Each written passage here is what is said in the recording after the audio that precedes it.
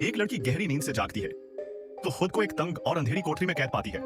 ये नजारा देखकर उसकी चीख गले में ही अटक जाती है।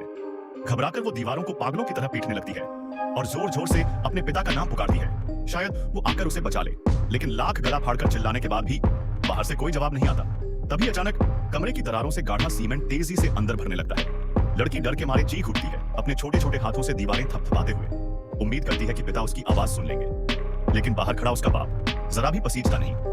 कुछ ही पलों में सीमेंट उसकी कमर तक पहुंच जाता है। लड़की की आंखों में डर और दर्द तैर उठता है, पर उसे इस बात का अंदाजा भी नहीं था कि इस मौत का खेल उसके अपने पिता ने रचा है।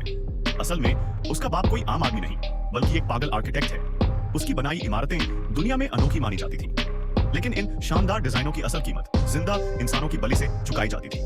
वो दीवारों में सीमेंट के साथ इंसानों को जिंदा गाड़ देता था, और सबसे खौफनाक बात ये कि अपनी ही बीवी बच्चों को भी नहीं छोड़ता था। सीमेंट फिर से अंदर भरने लगा। औरत ने पूरी ताकत से चिल्लाकर मदद मांगी, बचाओ बचाओ, लेकिन पति की आंखों में कुछ ही देर बाद उसने अपनी पत्नी को भी उसी तंग कमरे में कैद कर दिया। जरा भी मोह ममता नहीं थी।